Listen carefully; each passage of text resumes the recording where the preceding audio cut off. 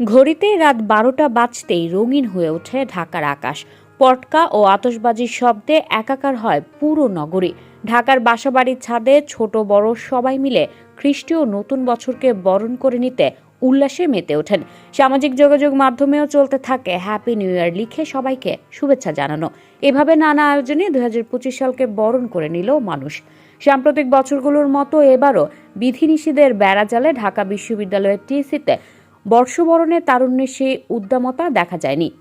সন্ধ্যা থেকেই তল্লাশি চৌকি বসানোয় সেখানে বাহিরের মানুষ যেতে পারেননি। এর মধ্যেই বিশ্ববিদ্যালয়ের কয়েকশো শিক্ষার্থী টিএসসিতে জড়ো হয়ে উল্লাস প্রকাশের মধ্য দিয়ে নতুন বছরকে স্বাগত জানান।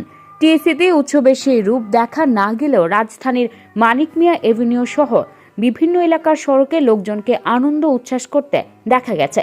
রাত ১১টার পর থেকে মানিক মিয়া এভিনিউর এক পাশ মানুষ ও গাড়িতে ভরে যায়।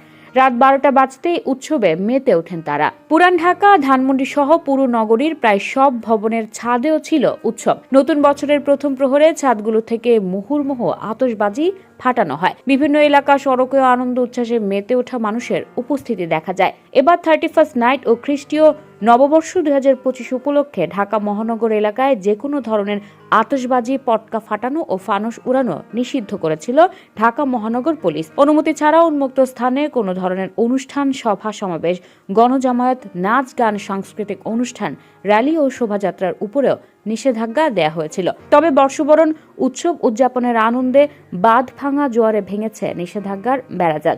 আতশবাজিতে রঙিন হয়ে উঠেছে রাতের আকাশ। You are watching Raj TV, Jagorone, Bangladesh. Please subscribe our channel.